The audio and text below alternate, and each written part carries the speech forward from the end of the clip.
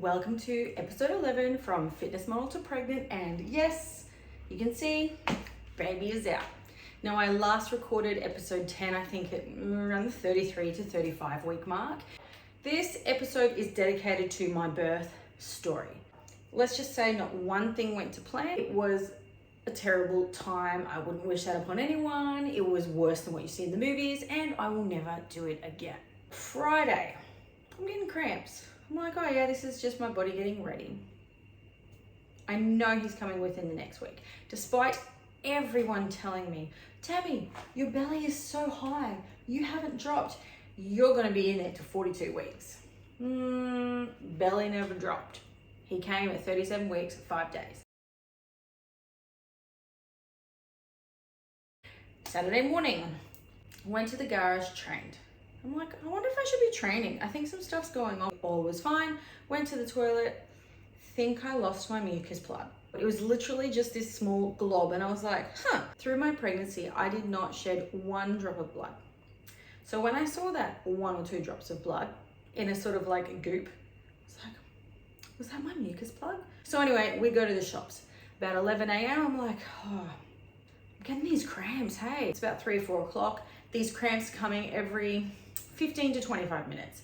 Comes 5 o'clock, the cramps are happening, say, every 10 minutes, and they're getting more intense. And I'm like, if this is labor, this isn't too bad. 6 o'clock, they're every 6 to 8 minutes. And I'm like, these fucking hurt. I've been in the bath trying to cool it off.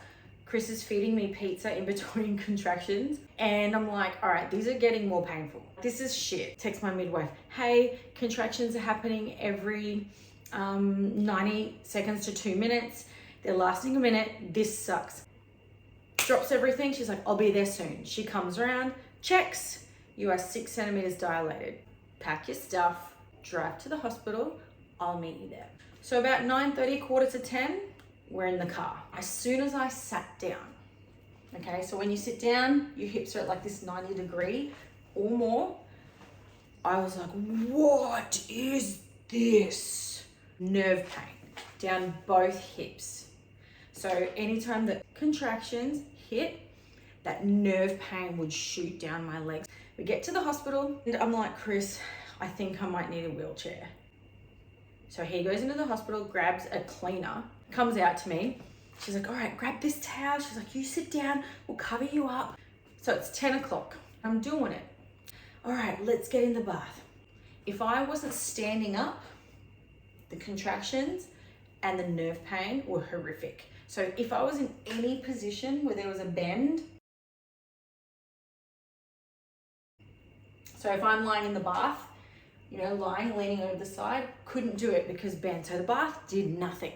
TENS machine did nothing. We did nitric oxide, did nothing. So this pain, I'm telling you, I think it gets to like 11. This pain was beyond my threshold. This was like a 20 out of 10 pain. But I'm thinking, hey, this is only gonna last a few hours. We're fine. We check. 8 centimeters dilated or 9 centimeters dilated. I can't even remember. My brain, gone. Home stretch. Contractions keep coming every 2 minutes. Agony, pain. If you think of the most exaggerated movie of someone giving birth and they're screaming, I was worse than that. And I would like to think my pain threshold is pretty high. I was wailing at the top of my lungs. I'm hanging off Chris and I'm like, someone please help me. I'm not exaggerating. I go to the toilet, and because I sat in that angle again, I start dry reaching. Like, dramatic dry reaching. There's poo everywhere, there's blood everywhere. I have no dignity left. I'm just walking around naked, just a mess. It rolls around maybe 2 o'clock. By this point, I'm shaking. When a contraction comes, keep in mind, they're like every 2 or so minutes, I am quivering. My legs, I was shaking. At this point, I'd been throwing up. I was actually vomiting. I'm screaming. My midwife's going, you need to bear down like you're doing a poo. So every contraction, that's what I would try to do. But I felt there was like something was blocking. Something inside me was resisting, and I'm like, this isn't right, there's something not right. Because my waters had not broken, they still hadn't broken, there's going to be a lot of extra pressure. So we might need to do something about that later. Around 2 a.m, I'm like, let's burst these waters. Like, I can't do this anymore. The pain was just too much. Burst the waters. It's exactly the same. I'm screaming, I'm pooping, I'm vomiting. It's all just basically hell. We check. You are 9 centimeters dilated. You're in the home stretch. Remember, this is the part we spoke about. This is that last part of labor that's the most intense. You've got this. 3 o'clock, 4 o'clock, 5 o'clock. I don't got this. The contractions, they're still happening every 2 minutes. I'm still screaming, crying. I was like, I need something. Can I have an epidural? We made an agreement, myself and my midwife, that she was not going to mention pain relief to me because, as you probably know, I didn't want any intervention. I want something. I think we checked again and she's like, look, his head, baby's head's a little bit on an angle and up. So essentially he's stuck. And this is why nothing's happening. His head is stuck. We finally get an epidural and she says to me, all right, the anesthetist is going to be here in about 30 minutes. And I'm like, 30 minutes?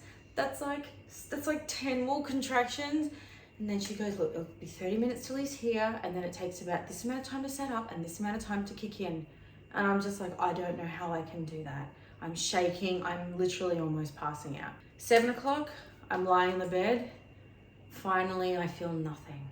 And because you've relaxed, baby has now moved down. So we're gonna push. So we start pushing. I don't feel a thing. Epidurals, holy hell, I feel nothing, not a thing. Pushing. Midwife says to me, I'm just gonna go get some doctors in. They're gonna observe because baby's heart rate's dropped. So 3 doctors come in and there's an assistant nurse, I think, or assistant midwife, and we're all here. All right, we're gonna get him out. And in the next few minutes, he'll be out. We want you to push. So I push, good job, head's coming out. Doctor says to me, look, baby's heart rate has dropped quite low. We need to get him out now. If we don't get him out now, his heart rate might continue to drop. Do you want a vacuum or do you want forceps? Go the vacuum. And she says, because you get the vacuum, because baby comes out fast, there's a high chance of tearing. So we're gonna have to do an episiotomy as well. Now, if you don't know what that is, basically to stop your vagina tearing to your butthole, which, can you imagine?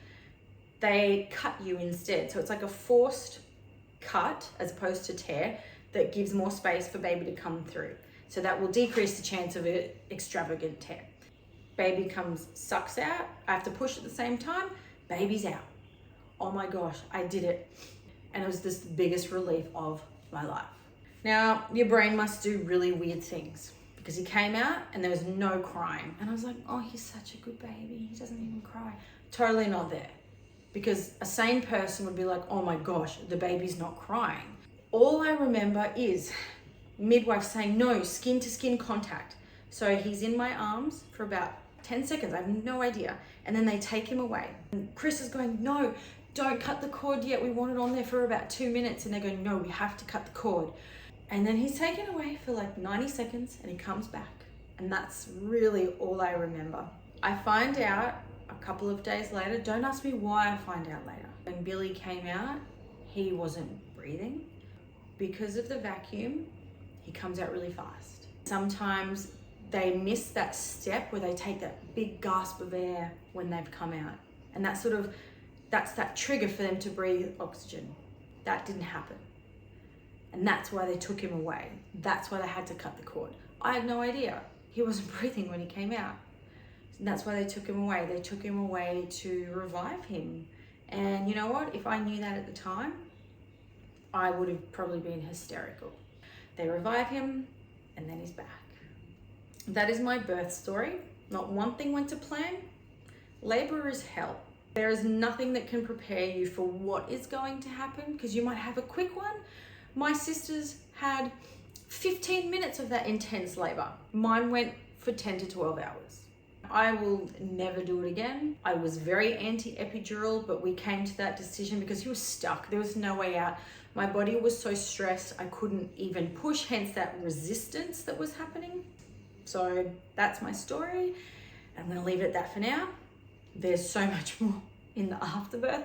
I have kept the child alive for almost 6 weeks. So let's just say we are winning. So here's little Bubba. Now he is asleep and he has totally come out of his swaddle and he has a beautiful little toilet bowl haircut. So he had a full head of hair to start with, but it's fallen off, which is normal. This is sweet little face. Sweet little face. Look how tiny his hands are.